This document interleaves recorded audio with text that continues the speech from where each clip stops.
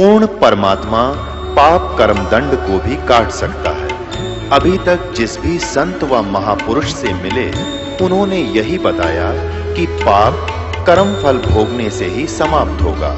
वो प्रभु कौन है जो पाप कर्म को काट देता है, वो काल के बंधन से छुड़वा देता है। उसका क्या नाम है, पूजा की विधि क्या है? कृपया अवश्य सुनिए जगत गुरु तत्वदर्शी संत रामपाल जी महाराज के अमृत वचन।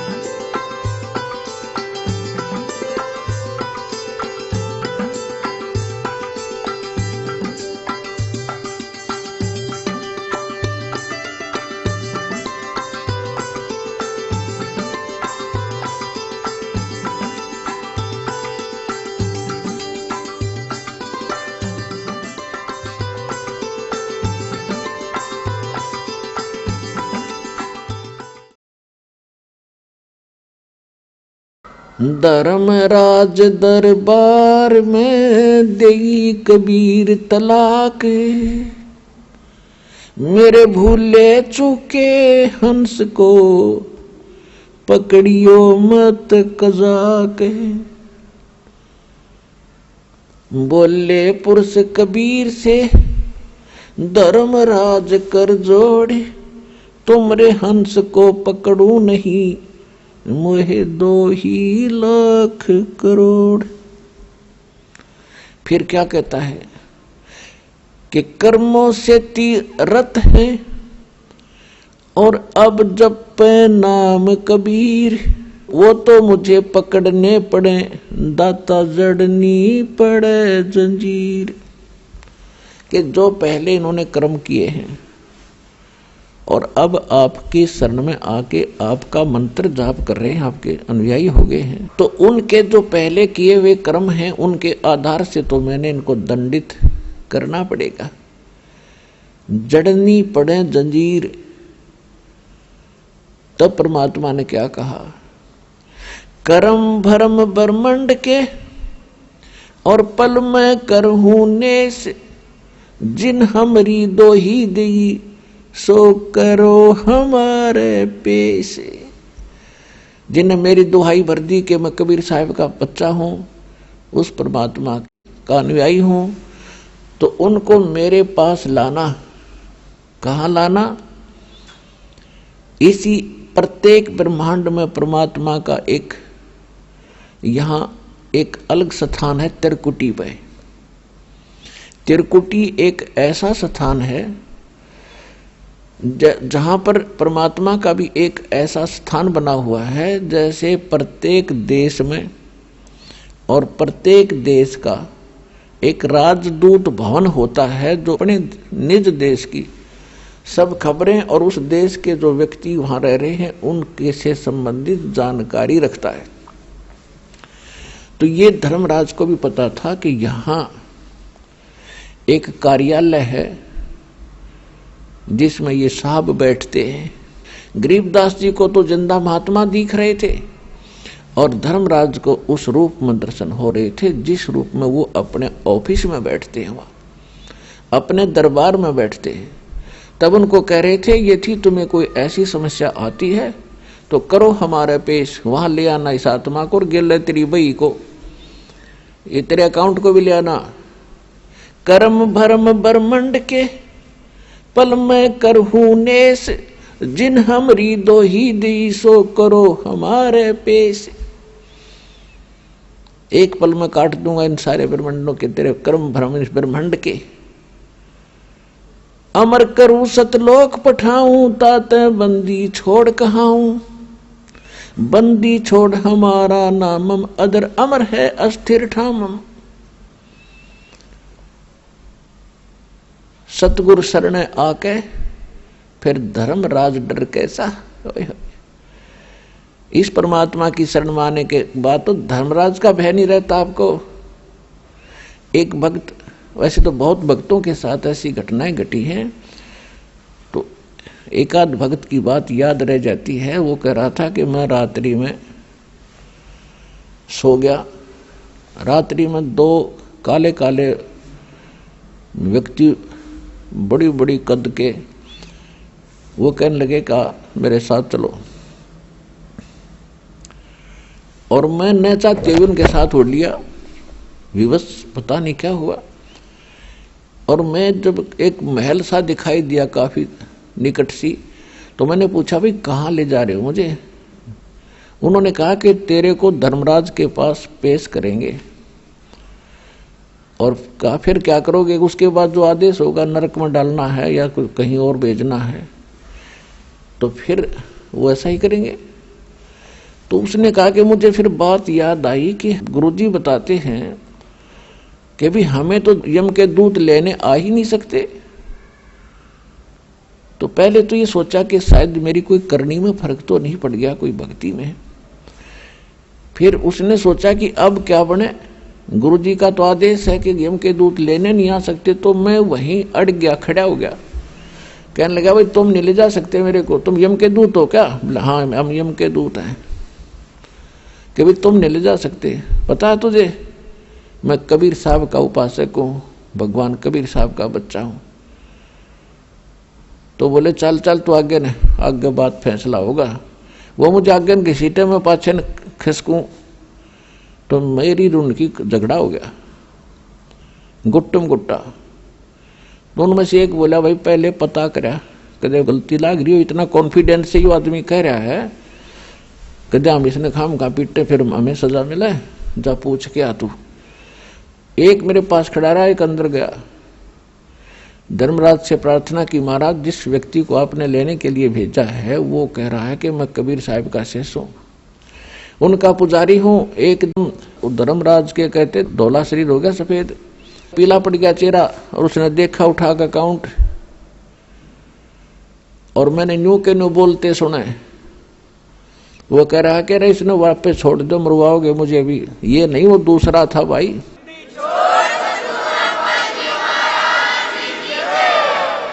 तो वापस आया, उसने कहा छोड़ बीमारी ने कहते ऊपर से पटक दिया मैनू, और मैं वहां गोते खाता। फिर एकदम नो शरीर में आया। शरीर में आने के बाद भी 10 मिनट तक मेरा शरीर कार्य नहीं कर रहा था, पसीना पसीना। यदि मैं ऐसी दशा ना होती तो मैं ये सोचूं केवल सपना था, और शरीर में जान नहीं, 10 मिनट में हरकत में आए मेरे अंग।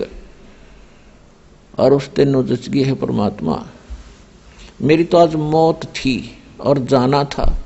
परमात्मा की समर्थता से और परिचित हुआ, दृढ़ता आई भक्ति में। तो अपने आत्माओं ये सत्कर मान लेना, परमात्मा की महिमा जो दास आपको सुना रहा है ये 100% सही है। और सच्चे दिल तो भक्ति करोगे, नियमित रहोगे, आपको पल पल में दिखाओगा झटके कि भगवान ही सा होया करे। ऐसा होता परमात्मा। और ये क्या करता है भगवान?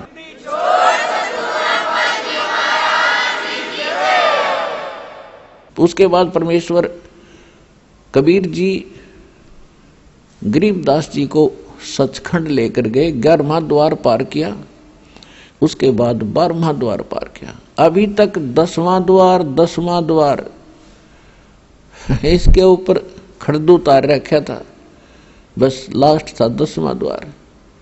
और एक ये जम्मू के अंदर एक मधु परमहंस कबीर पंथी, कबीर साहब की वाणी पढ़े हर सुनावरने का, मेरे जैसा ज्ञान ब्रह्मांड में नहीं। 11वां द्वार पा गया, 11वां द्वार, 11वीं खिड़की। आज तक किसी ने नहीं बताया। उसके प्रवचन सुने, उनके साथ ये आध्यात्मिक ज्ञान चर्चा भी आपने सुनी थी कल। तो ये नकली आदमी है, न कख का पता नहीं, कह ख का पता नहीं, ना भक्ति मार्ग ठीक, ना इनका ज्ञान सही। ये सदग्रंथों को ढंग से पढ़ कर समझ भी नहीं पाए, भक्ति तो बहुत दूर की बात है। तो 12वां द्वार पार करके सचखंड में जाया जाता है, सतलोक में। 11वां जो द्वार है वो परब्रह्म यानी अक्षर पुरुष के लोक में खुलता है। फिर अक्षर पुरुष के 7 संख्य ब्रह्मांडों को पार करके इतना क्षेत्र तय करना पड़ता हमने। फिर 12वां द्वार है जो अक्षर पुरुष के लोकों का अंत होता है और सतलोक में प्रवेश होता है, और उसके बीच का जो रास्ता वो गुप्त है, ऐसे घूम कर जाता है, उसको भंवर गुफा कहते हैं, और तब वहां जाया जाता है। 12वें द्वार पार करके सतलोक आता है और वहां परमात्मा है। जब वो सतलोक में पहुंचे, गरीबदास जी ने देखा वहां का नजारा, ओए होए होए। पुण्यात्माओं, यहाँ तो उस स्थान की महिमा की कोई तुलना भी नहीं कर सकते, किसी से हम कंपेयर करके आपको बता नहीं सकते। वो तो वहां जाकर देखोगे जब आनंद नारा होगा। बाकी कुछ मिलता जुलता उसका कुछ आभास आपको कराया जाता है। वहां सतलोक एक पृथ्वी है, जैसे यह धरती आप देख रहे हो ऐसी ही है, लेकिन उस पृथ्वी में प्रकाश गणा है। जैसे आप देखते हो कहीं पर कोई दरिया का रेत पड़ा हो और उस रेत में चमक होती है, चांदी की तरह चमकते हैं सूर्य की रोशनी में, ऐसे वह पृथ्वी सारी ही ऐसे चमकती है और उपजाऊ बहुत गणी है। वहां पर सब बाग बगीचे हैं, झरने बहते हैं। यहाँ तो पत्थर के पहाड़ हैं, वहाँ हीरे और पन्ने होते हैं, इनके वो पहाड़ हैं, मोतियों के पहाड़ हैं। यहाँ तो कंकर पत्थर हैं, वहाँ मोतियों हीरों के पहाड़ हैं, और उन्हीं में बीच में पृथ्वी रेत है, उन्हीं में बाग बगीचे हैं, झरने बहते हैं, सफेद रंग के सभी वहाँ सब वस्तुएं सफेद कलर की होती हैं, यानी और एक तत्व से बनी हुई होती है। वहाँ मनुष्य भी ऐसे ही जैसे यही आकार है, स्त्री हैं, पुरुष हैं, आपके पूरे परिवार हैं। वो परिवार के आप साथ ही आए थे, इकट्ठे डूबे थे, कब इस काल के साथ हम इकट्ठे आए थे, और वो परिवार आज पता नहीं कहाँ कहाँ भटक रहे हैं, कोई कहीं कोई कहीं। तो वहाँ जाकर आप फिर से ऐसे परिवार बनेगा जैसे आपका यहाँ हुआ है, और ये परिवार तो आपका है ही नहीं, आज पता नहीं किसकी मृत्यु हो जाए। आज आप अपने बच्चों में, अपने परिवार में, अपने माता पिता पति पत्नी में आप कितना मोह करते हो, कितना प्यार से रहते हो, और यहाँ पता नहीं कब किसके ऊपर के बिजली गिर जाए, ऐसे गंदे लोक में हम रह रहे। अब यहाँ हम अपने परिवार में कितने प्यार से रहते हैं, फिर मृत्यु होती है, फिर हम टक्कर मार मार कर रोते हैं। तो ये क्या है यहाँ पर, ये क्या परिवार हुआ, ये क्या व्यवहार हुआ यहाँ का। और वहां जाएंगे ऐसे परिवार बनेगा जैसे यहां बना है, और फिर वहां कभी मृत्यु नहीं होगी, वहां कोई कष्ट नहीं, किसी चीज का अभाव नहीं, और अपना खाओ पियो नहाओ दो, दूधों की नदियां बहती हैं, वहां शहद की नदियां बहती हैं, वहां पर बाग बगीचे सदा बहार हैं, कभी सूखते नहीं, उनके फल कभी समाप्त नहीं होते। आपके अलग अलग मकान बने हुए हैं, बहुत सुंदर महल, और आगे लान है, प्रत्येक के आंगन में विमान खड़े हैं वहां के बने हुए। तो पुण्यात्माओं, ये कोई बालकों का ज्ञान नहीं, ये ना सोचना कोई डूम बाट के गीत और कोई वैसे रोजी रोटी के लिए बहका रहा हो किसी को। ये आंखों देखा, उन संतों ने बताया, भगवान ने आके बताया, और ये सारा ज्ञान आपके रूबरू हो रहा है, ये दास बताने लग रहा है आपको। तो इस गंदे लोक से निकलने का ईब सु अवसर है। परमात्मा कहते हैं समझा है तो सिर धर पाओ और बहुर नहीं रे ऐसा दाओ।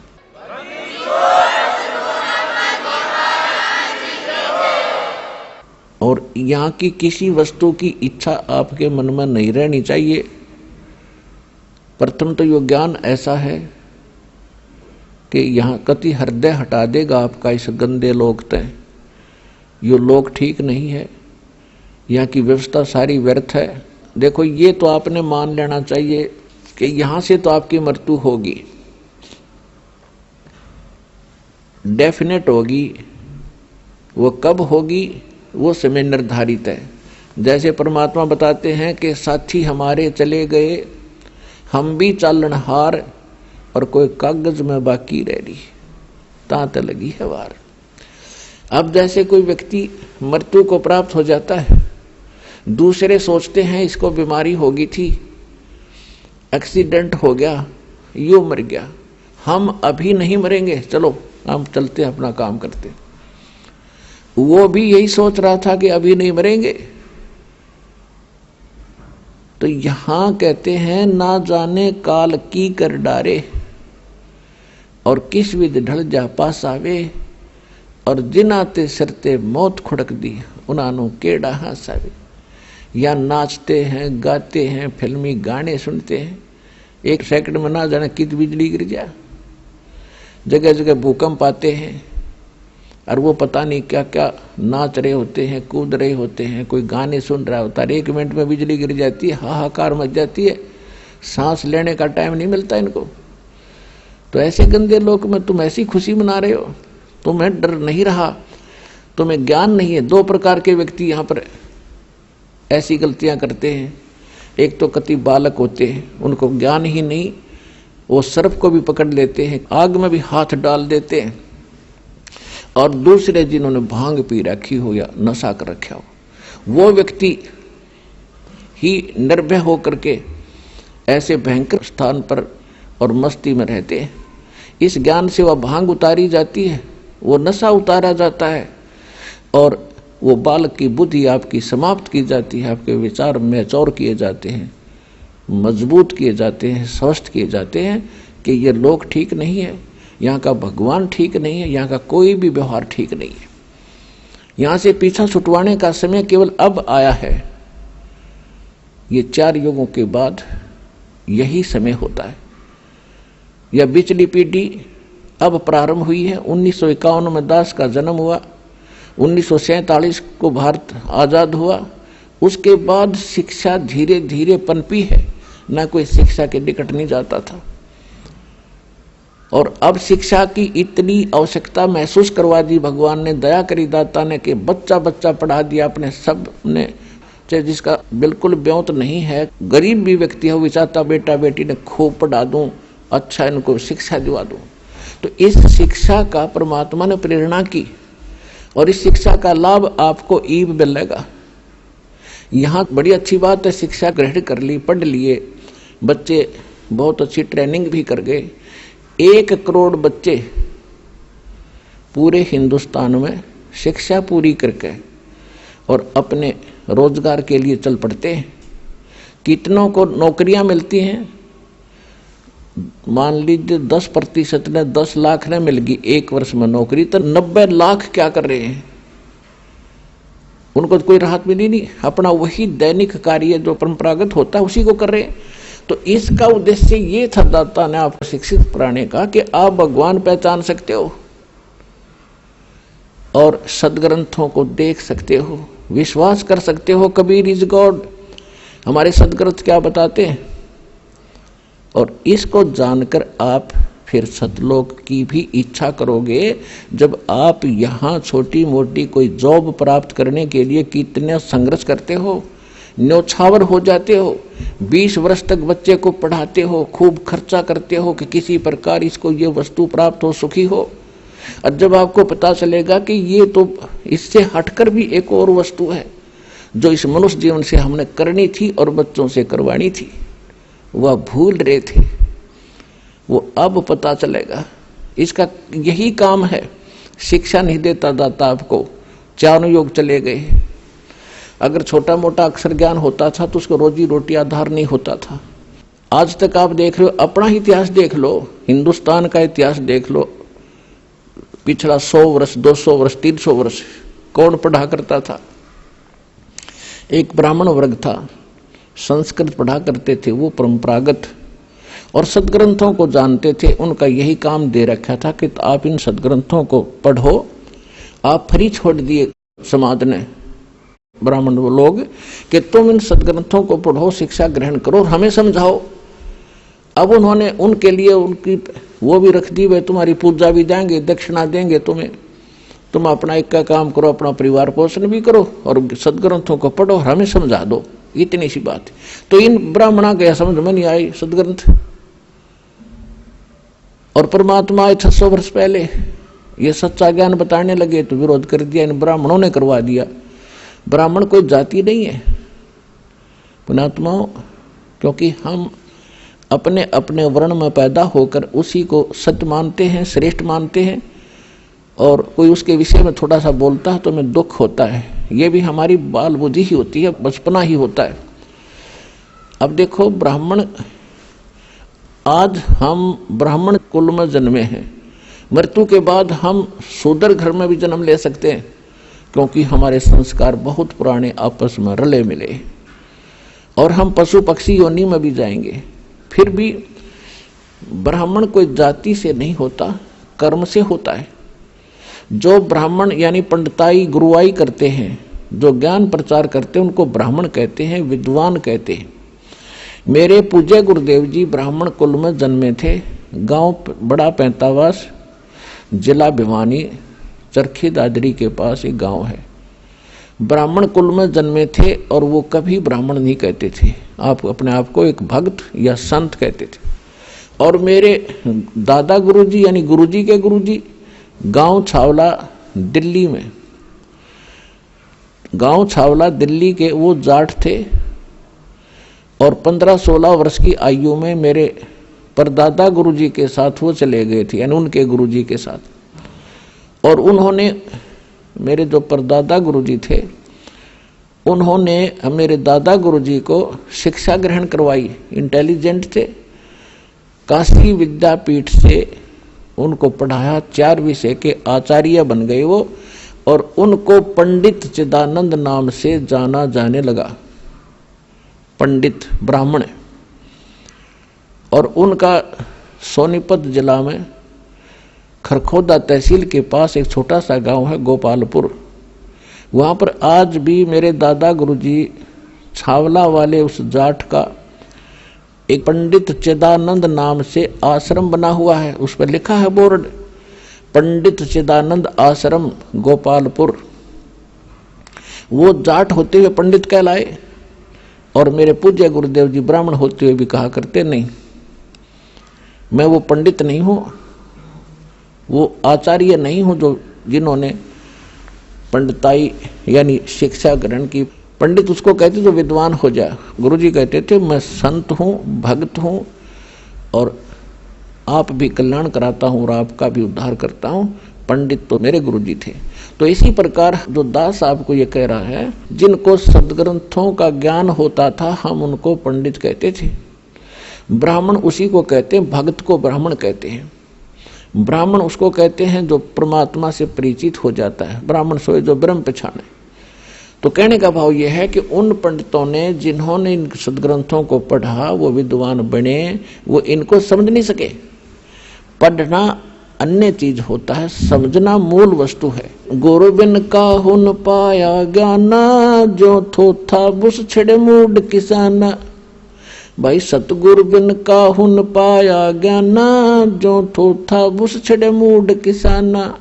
भाई गुरु बिन वेद पढ़े जो प्राणी, समझन सार रहे अज्ञानी। तो पुण्यात्माओं,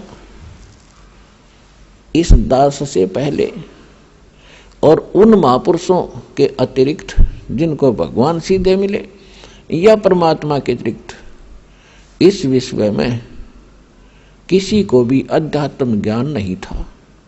ये सभी वेद ज्ञान विरुद्ध साधना बताते और करते रहे ब्राह्मण होकर के। ये सभी अज्ञानी थे। पुण्यात्माओं, ये शब्द यदि कहीं कहा जाए बगैर प्रमाण के तो इंसान का गला नहीं उतरा, बल्कि नू का यो मूर्ख आदमी है, सब न अज्ञानी बतावे। अज्ञानी का अर्थ है जिनको अध्यात्म ज्ञान नहीं, वेद ज्ञान नहीं, गीता ज्ञान नहीं, पुराणों का भी वो ज्ञान नहीं, यानी हमारे सदग्रंथों से अपरिचित जो गुरु हैं वो अज्ञानी हैं। और वो गुरु पद बेशक प्राप्त किए। तो इन बातों का धीरे धीरे समाज को पता भी चलेगा, क्योंकि इसीलिए आपको शिक्षित किया है। प्रमाण दास आपके रूबरू करता ही रहता है, आगे भी करते रहेंगे। अब जो प्रसंग चल रहा है हम उसी पर आते हैं। अब परमात्मा लेकर के गरीबदास जी की आत्मा को और सचखंड पहुंचे, सतलोक में पहुंचे। सतलोक का आपको दास वर्णन कर रहा है कि वहां 3 पोर्शन है सतलोक के, सचखंड के। जैसे अपने राजधानी है दिल्ली की, एक तो उसमें बाह्य क्षेत्र है बाहर का, जिसमें गांव आते हैं, वो भी दिल्ली ही कहलाती है। और फिर उसके बाद आता है शहर का हिस्सा जहां बाजार बने हुए हैं, वो सेकंड पोर्शन। उसके बाद आता है अपनी राजधानी स्थान, अपने जो राजा लोग रहते हैं, प्रधानमंत्री जी रहते हैं, राष्ट्रपति जी रहते हैं, यानी वो स्थान, वो तीसरा स्थान है। तो इसी प्रकार उस सतलोक के भी 3 पोर्शन हैं। बाहर का जो स्थान है, बाह्य क्षेत्र है, उसमें झरने बह रहे होते हैं, बाग बगीचे हैं सदाबहार, बहुत सुंदर वहाँ महक उठ रही होती है, और झीनी झीनी आवाज वहाँ पर बजती रहती है, जो बहुत सुहाती है, कानों को अच्छी लगती है। तो वहाँ कोई दुख नहीं, कोई कष्ट नहीं, कोई रोग नहीं, राग द्वेष नहीं, अभाव नहीं किसी वस्तु का, जिस कारण से वहाँ राग द्वेष नहीं। और सबको एक जैसा शरीर है, सबको एक जैसा ही वहाँ पर व्यवस्था उपलब्ध है। वहाँ कोई छोटा और बड़ा नहीं, वहाँ कोई अमीर और गरीब नहीं, वहाँ कोई शूद्र और उच्च वर्ण के नहीं, ब्राह्मण नहीं। तो वहाँ फिर राग द्वेष होता ही नहीं। और वैसे भी वो शरीर जो आपको मिलेगा वो शुक्रम कायम ऐसा विरम, वहाँ जो आपको शरीर प्राप्त होगा उसमें नाड़ी तंत्र नहीं होगा, एक तत्व से बना हुआ होगा। उसकी बनावट और उसके अंदर जो मशीनरी है वो बहुत अच्छी होती है, वो कभी नाश नहीं होती। और वहाँ जो आप खाते पीते हो वो कहीं विसर्जन करने के लिए नहीं जाना पड़ता, उस बॉडी में उतना ही कंज्यूम हो जाता है। उसमें एक ऐसा सिस्टम मालिक का बनाया हुआ है। तो कहने का भाव ये है कि वो सुख हम यहाँ खोज रहे थे युगों से। अब जैसे नमक की बोरी में 1000 बोरी रखी हो नमक की, उसमें खांड का टेस्ट कोई ढूंढे तो वहां तो हो ही नहीं सकता। वो तो बूरा की बोरी में मिलेगा, और दोनों एक जैसे कलर में एक जैसे हैं, रंग एक जैसा है, बोरी एक जैसी है। इसी प्रकार उस सतलोक की या नकल है। सतलोक में एज इट इज सृष्टि है। यहाँ तो ये अब खत्म हो गए, जैसे पेड़ पेड़ ये तो कति कंडम हो गया काम सारा ही। इसलिए उसको सतलोक, अमरलोक, अजरलोक कहते हैं। वहाँ कोई वस्तु नष्ट नहीं होती। और यहाँ पर आप देख रहे हो ऐसी ही व्यवस्था है, ऐसे ही सृष्टि है, और ऐसे ही वहाँ बाग बगीचे हैं, ऐसे ही पुरुष स्त्री हैं। और ये नकली संत सतलोक की महिमा गाते हैं, राधा स्वामी वाले या और भी कोई भी कबीर पंथी हैं, कहते हैं वहाँ प्रकाश ही प्रकाश है, चेतन ही चेतन है, और परमात्मा निराकार है। आत्मा परमात्मा में ऐसे जाकर मिल जाती है जैसे बूंद समंदर में, बस कोई अस्तित्व नहीं रहता। तो ये कहते हैं सटदल उवा बाई बकदा, ये उवा बाई बक्के थे। इनको ना आत्म अनुभव, स्वानुभव नहीं, न इनको परमात्मा का ज्ञान समझ में आया, न इनको गुरु ठीक मिले, जिस कारण से इन्होंने ऐसे विधान सिद्धांत बनाकर हमें भ्रमित कर रखा था। तो वहाँ पर ये सृष्टि, ये स्थिति है, और वहाँ जाने के बाद आपकी फिर कभी मृत्यु नहीं होती। अब एक सोचने की बात है, एक गरीब आदमी जिसके पास मुश्किल से 1-2 कमरों का मकान हो, और उसको कोई कह दे चाल तुझे 500 एकड़ जमीन बना बनाई कोठी इतनी सुंदर, और उसको चल वहां तुझे देता हूं, या तो उसका विश्वास नहीं होगा, और विश्वास होगा 2 मिनट लाओगा, छोड़ देगा ढूंढने, इनका पड़ा रहेगा, चल अपना हमारा ही मौज, वो पड़ा रहेगा कि जिसका कोई बरतो चाहे ना बरतो।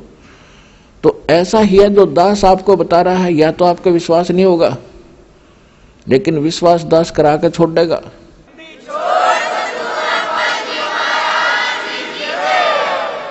क्योंकि ये दास की बनाई हुई सेल्फ मेड स्टोरी नहीं है, ये गॉड गिवन स्पिरिचुअल नॉलेज है, परमात्मा का दिया हुआ अध्यात्म ज्ञान है।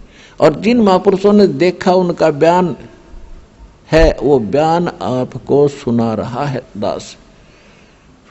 आप उस बयान को पढ़ नहीं सके, समझ नहीं सके, इसलिए एक वकील की जरूरत पड़ती है। इसी प्रकार दास आपका वकील का भी काम करेगा उस परमात्मा के दरबार में।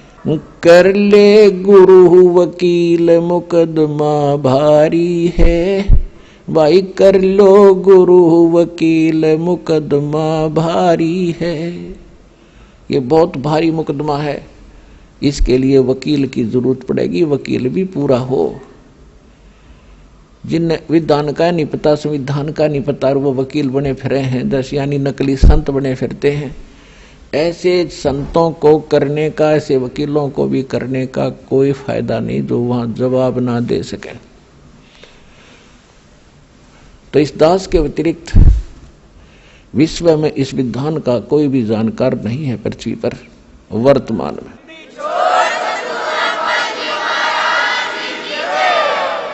परमात्मा गरीबदास जी को लेकर गए जिंदा महात्मा के रूप में,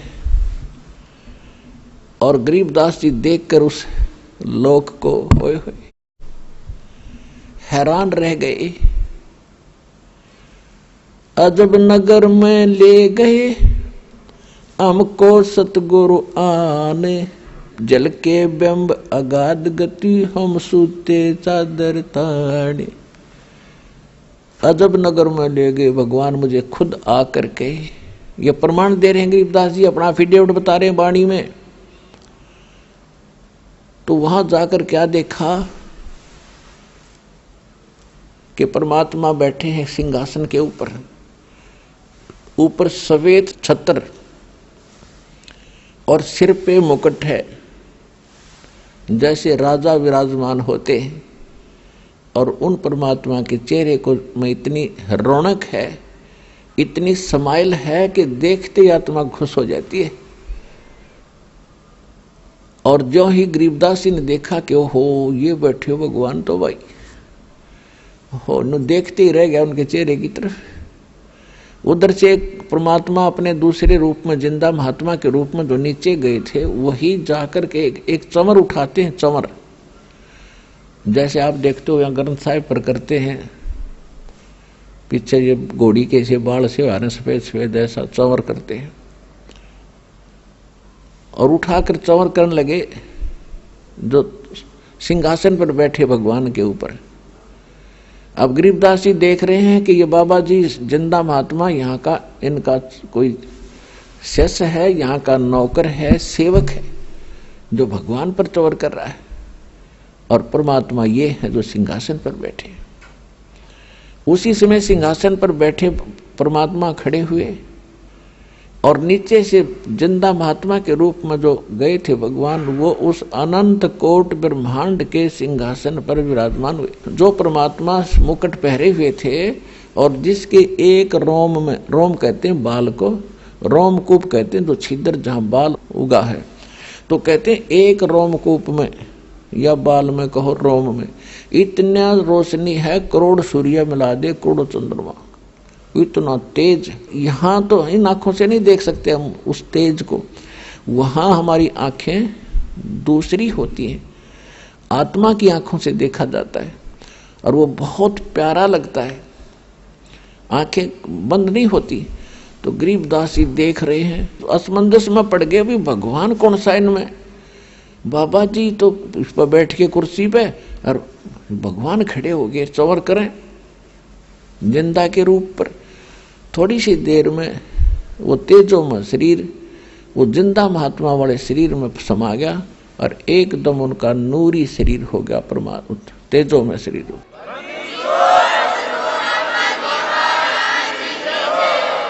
और चंवर अपने आप हवा में हो रहा है से, अब हवा में ऐसे घूम रहा है। अब गरीबदास जी असमंजस में पड़ गए, आश्चर्यचकित हुए।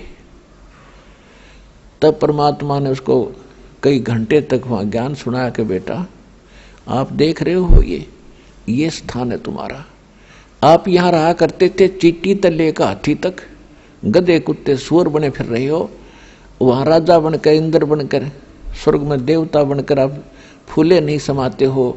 वो तो नरक है, वो तो कीड़े की कुंड का आग्रह ना, वो स्थान है वो 21 ब्रह्मांड इस लोक की तुलना में। वो तो गरीबदास देख ही रहे थे कि सचमुच भगवान है। अब कहते हैं गरीबदास जी को मालिक ने बताया कि मैं भाई चारों युग में जाता हूं। जो उन्होंने उनको कथा सुनाई सारी, वो ज्यों की तो गरीबदास जी ने आकर नीचे बोली और वह नो की नो लिखवा दी गई। तो कहा कि मैं काशी में धानक रूप में रहा करता था, वहां दिखा करता, लोगों को कपड़ा बुनता, और मैं एक एक दिन बेटा हजार हजार जगह प्रगट होकर और अब तेरे भाई बहनों को ज्ञान सुनाया करता। लेकिन वो तो इतने अंधे हो लिए, इस काल की भांग पिए पड़े हैं भाई, उनकी आंखें नहीं खुलती। मैं रोवत हूँ सृष्टि को, सृष्टि रोवे मोहे, गरीबदास इस योग को हो समझ न सकता कोई। गरीबदास जी को भगवान समझा रहे हैं कि गरीबदास वो सभी मुझे खोद रहे हैं। हे सुखदाई परमात्मा, हे संकट मोचन, हे मंगल करने वाले परमात्मा, आप कहाँ हो, हमें सुख दो। और मैं जब जाके कहता हूँ कि मैं परमात्मा हूँ तो ये मेरी मानते नहीं, मेरा ज्ञान नहीं सुनते। हमरा ज्ञान किने ना सुनिया, ये पर भी लेने जाते है दुनिया। पर भी नहाने जाते हैं कुंभ के मेला पे और उन्हें कत्लेआम हो जाता है, एक्सीडेंट दुर्घटना में मर जाते हैं और कोरा पाप कमाते हैं, वहां कोई लाभ नहीं। उन बच्चों को काल ने इनको इतना भ्रमित कर दिया। तो गरीबदास जी कहने लगे परमात्मा अब मुझे यही रख लो। परमेश्वर ने कहा बेटा ऐसे नहीं रखा जाता। जैसा आपको पहले बताया था दास ने कि काल भगवान का और परमात्मा का एक एग्रीमेंट हुआ था। तो उसने ये कहा था कि भगवान आप अपना ज्ञान सुना के अपना बनाकर जो हृदय से आपको चाहे, आपके ज्ञान को माने और आप में हृदय से आपको चाहेगा तो वो आपका, बाकी मेरे। जबरदस्ती ना करना, बलपूर्वक ना ले जाना। परमात्मा ने कह दिया था कि ठीक है मैं बलपूर्वक नहीं लेके जाऊंगा और अपना ज्ञान सुनाऊंगा। और दूसरी बात यह है कि जब आप यहां से गए भक्ति धन से परिपूर्ण थे, उतने ही भक्ति कमाई करके यहां आ सकते हो, वैसे नहीं आ सकते। अब तो मैं लाया हूं आपको, लेकिन आप यहां रह नहीं सकते। अब बालक थे, आंखों में आंसू भर आए, क्योंकि वहां जाने के बाद पता चलता ये क्या है, ये तो नरक दिखाई देता। यहाँ का चाहे सारी पृथ्वी का राजा हो, कति नरक दिखाई देता उस सुख की तुलना में। तब परमात्मा ने कहा कि बेटा तू चिंता ना कर, मैं तेरे साथ रहूंगा और ये ऐसा मंत्र दूंगा जल्दी ही आप भक्ति युक्त हो जाओगे। ऐसा नाम दूंगा सतनाम और सारनाम कि बहुत जल्दी भक्ति धनी बन जाओगे। अपने आत्माओं, इस आत्मा को हमने भक्ति से चार्ज करना है, भक्ति से फुल करना है, तब यह काम करेगी, तब ये भक्ति युक्त होकर के वहां जा सकती है। जैसे एक तो साइकिल में हवा भरा कर हाथ से पंप चला के वो एक छोटी सी ट्यूब में डाल सकते हैं, उसमें टायर में नहीं भर सकते उससे, और लगे रहेंगे तो काफी समय लगेगा। मनमाने 3-4 दिन 10 दिन लग जाए उसमें, अगर उसी से को पचा। लेकिन वो तरीका नहीं है ट्रक की टायर में हवा भरने का। उसके लिए तो एक प्रेशर चला हुआ है, उससे भरी जाएगी वह, और मिनट में भर दो। इसी प्रकार जो भक्ति विधि मैं बताऊंगा गरीबदास, वो इतना गजब की होगी कि थोड़े ही समय में तुम्हारे टायर भर जाएंगे, फुल हो जाएंगे।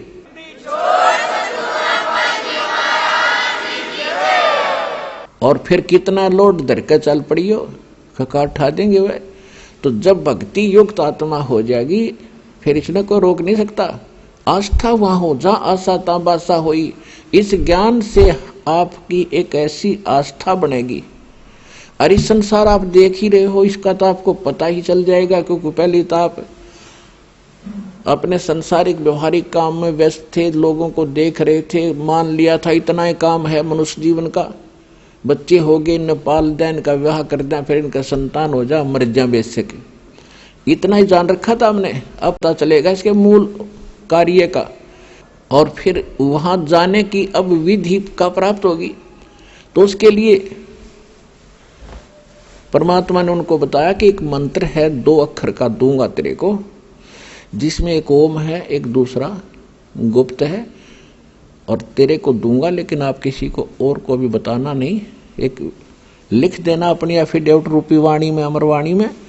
और कबीर सागर में, कबीर साहिब की वाणी में कुछ इन लोगों ने गड़बड़ कर दी थी, जिस कारण से परमात्मा ने अपनी महिमा की वाणी गरीबदास जी को अपना साक्षात्कार करवा कर सतलोक ले जाकर वापस छोड़कर उसे कंप्लीट लिखवा दी।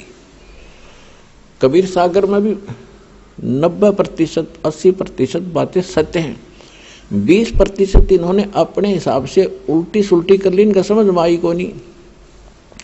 इन नकली कबीर पंथियों के जिन्होंने अपने अनुकूल लगी उसको वैसे ही थोड़ा सा चेंज कर दिया, फिर भी उसमें सत्यता बहुत कुछ है। और गरीबदास जी ने फिर क्लियर कर दिया।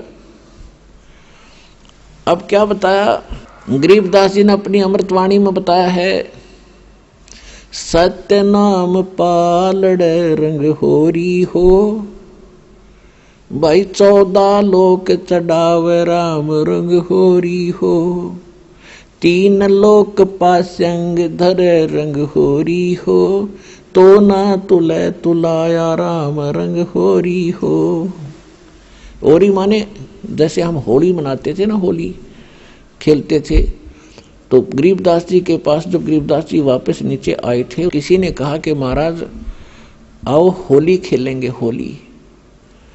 परमात्मा बोले भैया नकली होली नहीं खेला करते हम, अब हमें पता चल गया वो असली होली खेलेंगे, राम रंग वाली, राम के रंग में हम रंगे गए और ऐसे रंग गए यो फिर कदे ना उतरे मेरा। तो उसके बारे में बता रहे हैं,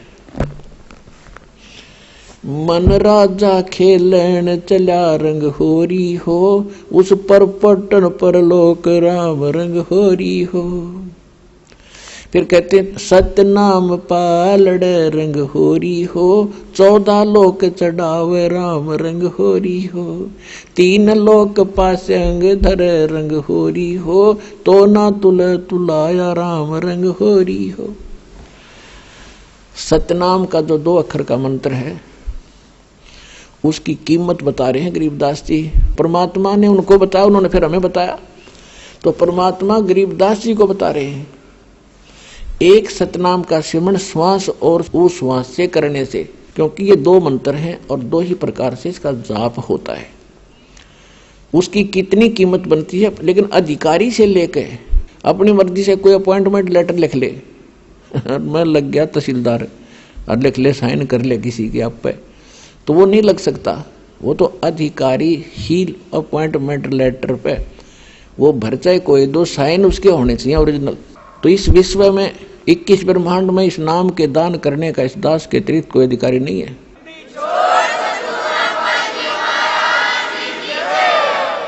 और यदि कोई नकली इस दास से ये मंत्र सभी प्राप्त करके और अपने आप दुकान खोल कर बैठ गया, नाम देने लग गया किसी को, तो सबसे बड़ा दुश्मन है मानव समाज का। अपना नाश करेगा और 100-200 हजार को और खराब करके उनका भार भी सिर पर धर लेगा। तो उनसे भी सावधान रहना है, ऐसे नकलियों से बचना है और बचाना है अपने भाई बहनों को, मानना उनको प्यार से। देखो यू मार्ग है प्यार का, इसमें धक्का नहीं चलेगा। भगवान का अनुबंध है, उस काल के साथ एक एग्रीमेंट है कि जबरदस्ती ना करना। तो आपने इस फॉर्मूले को अपनाना है, जबरदस्ती नहीं करना, प्यार से समझाना अवश्य। चाहे कोई गाली दे, आपने बुरा बोला है। अब जैसे एक छोटा सा बालक और अग्नि में हाथ देने चला, हीटर जला था, हीटर की तरफ भाग रहा है और उसको उठा लिया बड़े भाई ने, बहन ने या पिता ने, और वो रो रहा है मुझे छोड़ दे, और वो उधर से बालक है नादान थप्पड़ भी मार रहा सिर में, मुझे छोड़। तो हम नहीं छोड़ सकते, उसका बुरा भी नहीं मान सकते कि बालक इसको पता नहीं और छोड़ दिया तो जलेगा यूं। तो ये कहते हैं ना, भावनाओं को ठेस पहुंचाता है रामपाल। रामपाल भावनाओं को ठेस नहीं पहुंचाता, आपका जीवन बचाता है।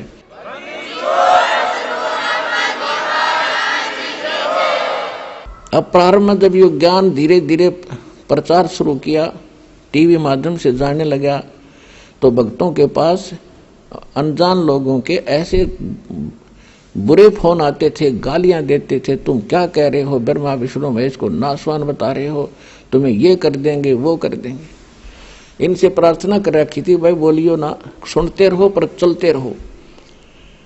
एक दिन आवेगा, इनकी भांग उतरेगी, ज्ञान सामने रखा हुआ है, और अब भी नहीं समझेंगे, फिर तो पत्थर हैं ये। और फिर जान बूझ साची तजय करे झूठ से ने, ताकि संगत है प्रभु सोपन में भी ना दे। आंखों प्रमाण देख के और फिर भी नहीं मानेगा तो पत्थर आदमी है, कहते इसे नालायक के तो सपने में भी ना मिला हमने। तो इसी प्रकार आपका प्रयत्न है, प्रत्येक भाई बहन को समझाओ, और कोई ऐसी गलती कर रहा है उसको समझाओ, क्यों पाप का भागी बन रहा है, ऐसी गलती मत करो। आप भी दोबारा उपदेश लो वहां जाके, और इनको छोड़ो भगवान के बच्चों के। ये तो पहले दुश्मन बतेरे थे, ये काल के दूत नरे भेज रखे काल ने, इनको मिसगाइड कर दिया। सारे सबकी दुर्गति हो रही है, भक्ति भी कर रहे हैं, साधना भी कर रहे हैं, जो भी कोई क्रिया बताता वो भी कर रहे बेचारे, और फिर भी दुखी, क्योंकि वो शास्त्र विदिता कर्मन माना आचरण है, वो सत्य भक्ति नहीं है, शास्त्र अनुकूल नहीं है। शास्त्र अनुकूल भक्ति और पूरा कोर्स सतलोक आश्रम बरवाला जिला हिसार हरियाणा के अतिरिक्त विश्व में नहीं है।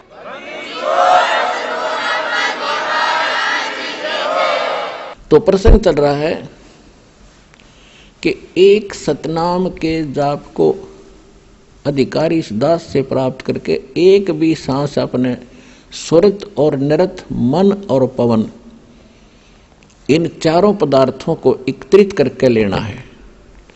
कबीर साहब कहते हैं, माला तो कर में फिरे और जिव्या फिरे मुख माही, मनुआ तो चहूं दिस फिरे, ये तो सुमरण नाही। कबीर साहब कहते हैं कि हाथ में तो माला मणिया घूम रहा है, और जीव मुख में घूम रही है, और मन कहीं घूम रहा है, ये सुमरण नहीं होता। कहते हैं स्वरित नृत मन पवन पर, और सतनाम का वो जाप लगातार चले। स्वरित नृत मन और पवन इकट्ठे रखे। जैसे आप सिमरण करते हो, सांस के सिमरण सतनाम दिया है, या प्रथम मंत्र भी जाप करते हो, उस पर ये ध्यान रखे कि जैसे आप प्रथम मंत्र बोला, प्रथम मंत्र का, तो ये सोचा ये किसके विषय में है। 5-4 जो लगातार जो मंत्र करें, 5-4 बार ये अभ्यास करें, ये किसका है। और उसके बाद बेशक शीघ्र करो, लेकिन ये ध्यान रहे मैं बोल क्या रहा हूं।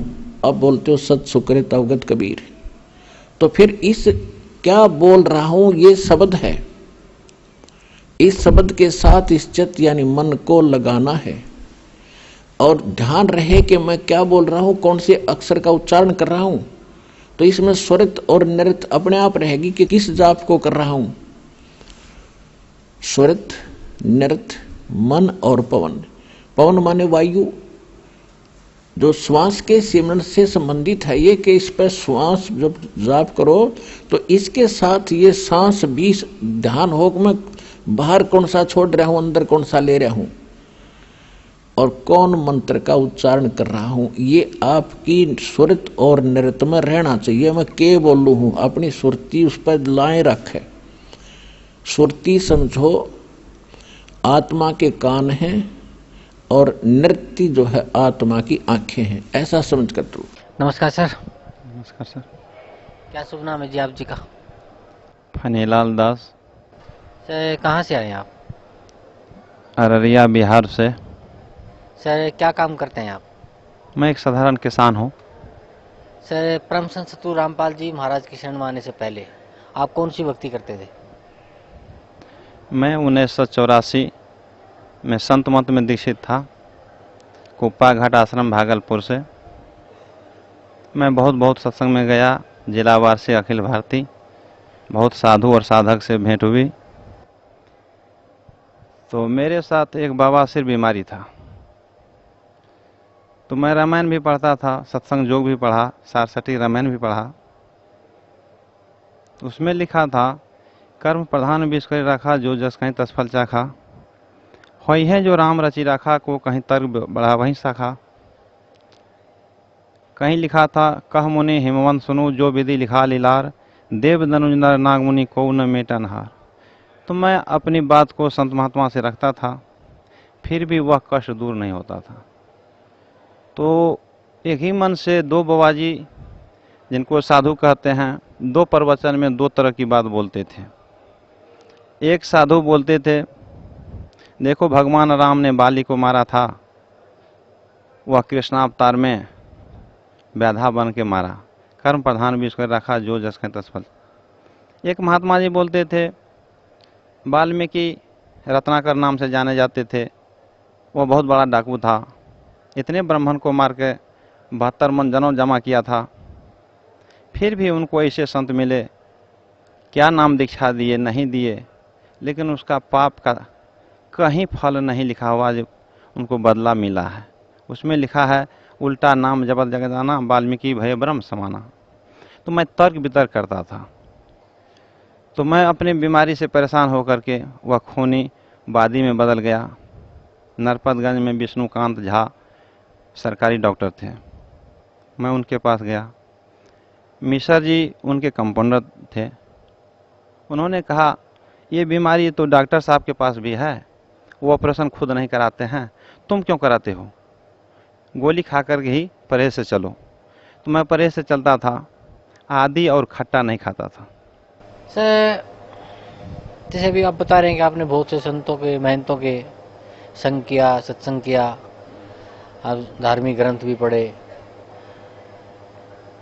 उससे आपको कोई लाभ नहीं मिला। आपको एक बहुत लाइलाज बीमारी लगी जिसको आप खूनी बवासीर कहते हैं। फिर उसने और भी विकराल रूप धारण कर लिया, फिर आप डॉक्टरों के पास भी गए।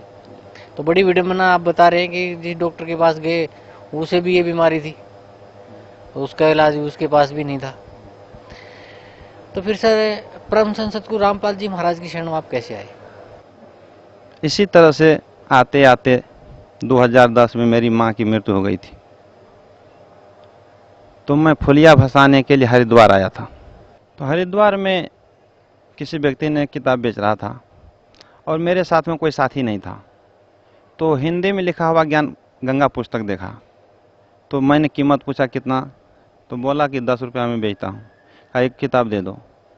किताब मैं ले करके अमृतसर के लिए गाड़ी पकड़ लिया और अमृतसर जाकर भी कोई नहीं मिला, जान पहचान के लोगों को नहीं देखा। वहाँ से मैं अटारी बॉर्डर पाकिस्तान के निकट चला गया। वहाँ कुछ आदमी मिला, दर्शन हुआ, फिर वहाँ से घर वापस आया। मैं किताब को पढ़ा तो बहुत सी बातें को नहीं समझ पाया, लेकिन 3 बात मुझे याद रहा। एक सतलोक, दूसरा एक जगह लिखा हुआ है, यजुर्वेद में लिखा है, पापी से पापी व्यक्तियों को, भयंकर से भयंकर रोगों को मैं दूर कर देता हूँ, ऐसा यजुर्वेद ने कहा। एक जगह लिखा हुआ है, काटे बंधन विपत्ति में कठिन किया संग्राम, चिन्ह रे नर प्राणियां गरुड़ बड़ो की राम। समुद्र पाट लंका गयो, सीता को भरतार, ताही अगस्त मुनि पीप गयो, दोनों में कौन करतार।